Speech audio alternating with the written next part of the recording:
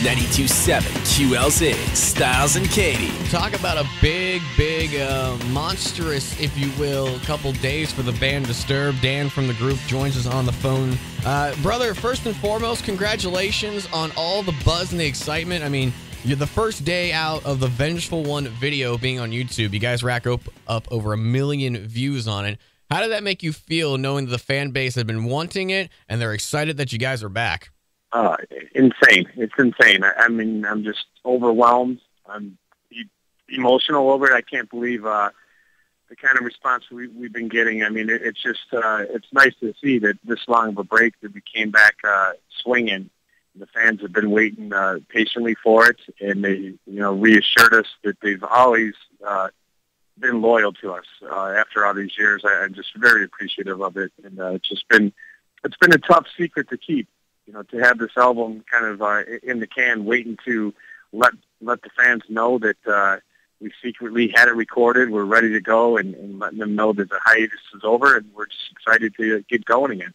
Now, talking about that secret, with today being social media, everything, everywhere, how were you guys able to keep it secret, one? And two, why keep it so secret leading up to the release of the single and then the album announcement? Well, yeah, I mean, of course, like you mentioned, with social media, it's so difficult to do anything without being leaked and getting out there. But I think we kind of used that to our advantage. So in the way that we were recording the album in Las Vegas, but me and Mike, our drummer, would come home as much as we could on the weekends, and we would use social media to make sure that we're posting that we're home. And he's in Waukesha, Wisconsin. I'm in Chicago, and we're trying to post all these things that were, with the families and the kids and our friends, so that any rumors that people had early on, it would kind of squash that when they said, well, I don't think they can't be recording because I just seen Dan posted he's, in Chicago doing this or doing that. So we try to use that social media in our favor to kind of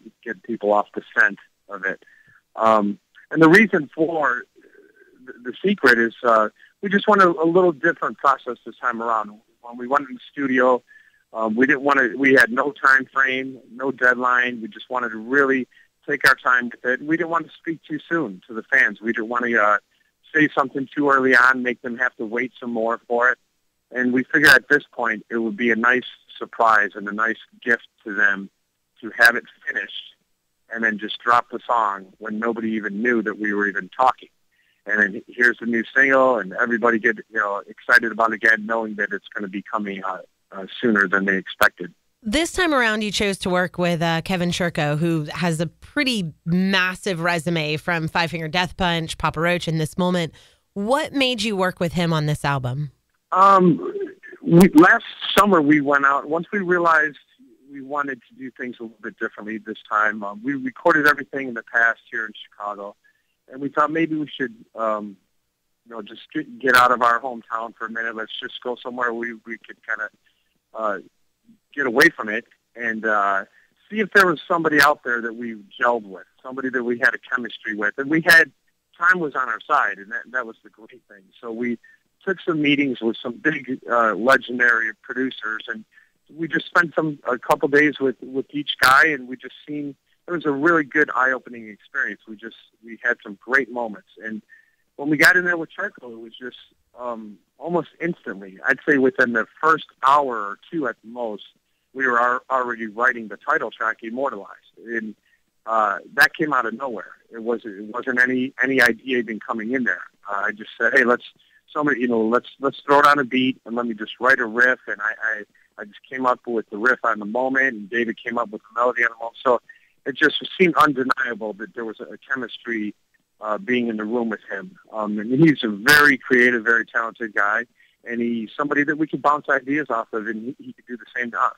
He's just another talented musician in the room that could just, maybe push us or suggest things that maybe we wouldn't be thinking. So it was just, we hit it off really, really quick with them. 92.7 QLZ, talking with Dan Donegan of the band Disturbed. Their new album going to be in stores coming up in August called Immortalized. You spoke a little bit about working with Kevin Shirko, and how was the writing process different this time around as compared to the other albums you've done in the past? Yeah, much different. Being that in the past few albums, with us living in different states, it's nice to have the technology to. Everybody has a Pro Tools rig, and we send files to each other, and it gets the ideas going. But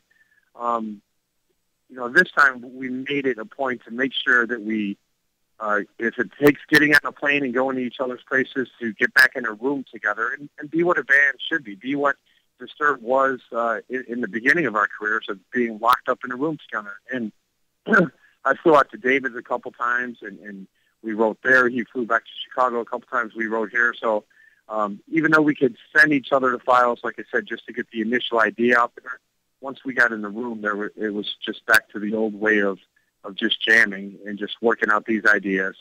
And when we entered the studio this time, it was different in the sense that the past few albums, we usually did all the pre-production ahead of time, so we would enter the studio just to record what the ideas were, what we had. This time we went in with these strong but raw, kept them raw enough to know that we're okay to make some changes in the moment. As we're creating or tracking with Kevin Trickle, maybe we take some of those moments. We might have a magical moment as we're tracking to change it up. And so I think the collaboration was a lot more this time, or more than any time in our career, to where we were fine-tuning everything, from every lyric that was sung and every riff that was played and every beat that was played. And every suggestion, every opinion was welcome. And we tried, anytime somebody said, hey, try this, we would try it, and we would just go with whatever the best idea was. All right. Well, I want to know who said to try doing a cover of Simon and Garfunkel, because, Disturbed, Simon and Garfunkel, it sounds like it wouldn't go together. Right. Well, we've kind of had that history of picking songs that people won't expect from us, and especially this one of any band that we've ever covered, or any artist. So obviously we have a great deal of respect for Simon and Garfunkel, and as we were discussing, hey, do we want to take a shot at another cover song? I think we all kind of open up our iTunes libraries. We're kind of just combing through what we have, and I think at some point, we're just thinking of which decade do we want to look at, the 70s, 80s, 90s, whatever.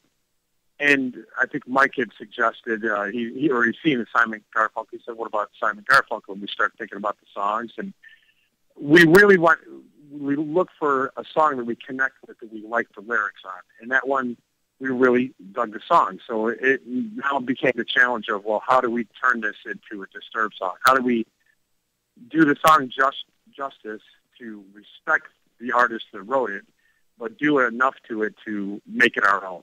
And so that's the thing that I always love about it, the challenge of always trying to put our stamp on it in some way. And with that being said, we wanted to think outside the box completely on it. I kind of was pushing the guys musically on this. It was a little bit of resistance there of trying to convince them that the idea that I had musically was to completely take a left turn on this, and let's have something that David's vocals are really going to carry this song from start to finish. It's more about the vocal performance, and it's more about him being very vulnerable and him taking his vocals in a place that the fans haven't heard before. And there's a nice, great bed of music that builds throughout the song, but it doesn't overshadow the vocal performance, and that was very important. What we were trying to achieve. And once we got in there, I think people are going to hear this, and they're going to be shocked of hearing David go somewhere vocally that they've never seen him go before. So it kind of surpassed, as we tracked it, our own expectations. So we were loving it. I'm glad it turned out the way it did. Awesome. Well, we're looking forward to it. Immortalize, the brand new album coming out in August. The first single, The Vengeful One. You guys hear it on 92.7 QLZ.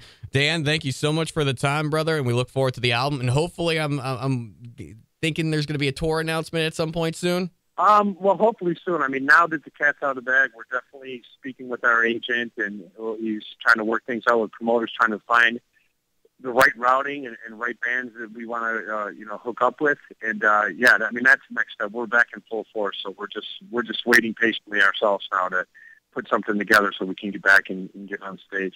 Awesome. Well, once again, we're looking forward to it. Dan, thank you for the time today, and we'll talk to you soon. All right. Thanks, guys. Take Thank care. you. Online, on your radio, and now in your pants. What? Your phone, it's in your pants. Oh. Get the app now at WQLZ.com.